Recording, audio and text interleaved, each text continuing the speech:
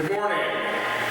Great Sunday morning. We're down here at the Mount Dora Park building, and we're going to work a little on principles of Dan Kumite, some of the things that we are attempting to gain through the performance of Dan Kumite. In the 8th form, we learn the distancing, we learn what's comfortable area that you can occupy where you're not in a fight, and then if your opponent or the person that's arguing with you comes into your space, you're essentially in a fight at that point. So you've got to become comfortable with those areas, those defined areas, and when it comes to altercation.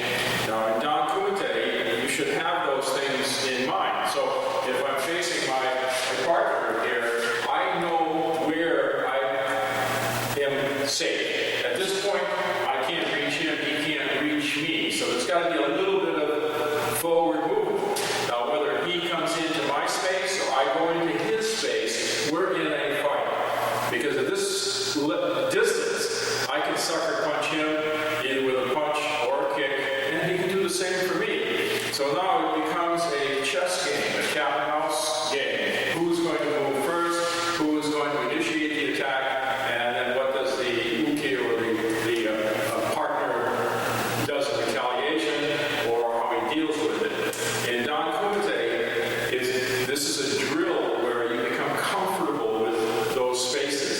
So if I throw the first punch in Dan Kumite, I have to move this far in order to hit him. All right? So now in this space, he moves back, arm comes up, and as soon as he throws his kick, and I recommend using this movement from Seisan instead of a cross block, because a cross block isn't going to stop a powerful kick, or a kick that's more powerful than your arm. So to be safe, we're trying to redirect, that's all. And it doesn't take much of a movement. The kick comes here, just a little bit of a movement, throws that kick down there. At this point, as I finish this movement, I come into my attack, and the moment he feels the pressure of my arm here, he should be retaliating. And so it's teaching us what happens the moment I throw this technique. As soon as his arm touches mine, this attack is dead. I know it, he knows it if he's up on his Uechi and his ability is equal to my ability. Alright? So the moment I throw this technique, he touches at that moment, that kick should start. And then the moment I touch his leg, that's dead. So coming here, so that the sequence